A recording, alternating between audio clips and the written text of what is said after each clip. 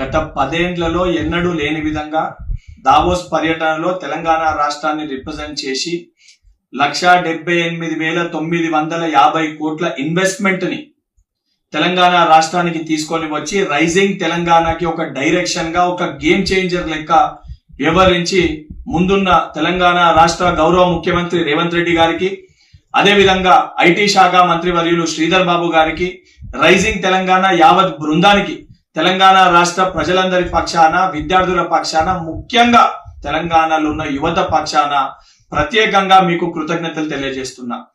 ఈరోజు కాంగ్రెస్ ప్రభుత్వము, కాంగ్రెస్ పార్టీ చేస్తున్న ఒక డెవలప్మెంట్ ని, మేము ఏదైతే ఇస్తా అన్న గ్యారంటీని ఇంప్లిమెంట్ చేస్తుంటే దీన్ని తట్టుకోలేక, జీర్ణించుకోలేక ఒక కడుపు మంటతోటి దీనిపైన విషం జిమ్మే ప్రయత్నము బీఆర్ఎస్ పార్టీ నాయకులు కల్వకుంట్ల తారక రామారావు గారు చేస్తున్నారు.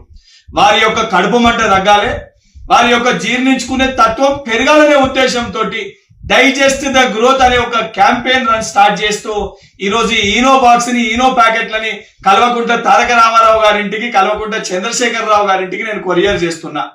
అదే విధంగా వారి కడుపు మంట, అదే విధంగా మనం చేస్తున్న డెవలప్మెంట్ ని వారు తట్టుకోలేక, జీర్ణించుకోలేక వారు చేస్తున్న దాన్ని జీర్ణించుకోవాలంటే తెలంగాణ రాష్ట్ర వ్యాప్తంగా ఉన్న కాంగ్రెస్ పార్టీ శ్రేణులందరితో కూడా నేను విజ్ఞప్తి చేస్తున్నా.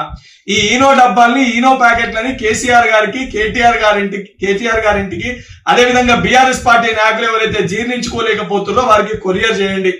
కనీసము మనం చేస్తున్న డెవలప్మెంట్ ని జీర్ణించుకునే తత్వాన్ని ఈనో ప్యాకెట్ల ద్వారా వారు కొంచెమన్నా జీర్ణించుకుంటారు. దానితో పాటు మేము చేస్తున్న సంక్షేమాన్ని తట్టుకోలేక నోటికి వచ్చినట్టు బీఆర్ఎస్ పార్టీ నాయకులు మాట్లాడుతున్నారు. కేటీఆర్ గారు ఏది పడితే అది ఒక ట్విట్టర్ పిట్ట లెక్క ట్విట్టర్ లో ఏది పడితే అది పెడుతున్నారు. బిడ్డ, ఏదైతే తెలంగాణ రాష్ట్రాన్ని అభివృద్ధి పదంలో ముందుకు తీసుకెళ్లడమే మా ప్రభుత్వ ధ్యేయము, మా ప్రభుత్వ లక్ష్యము.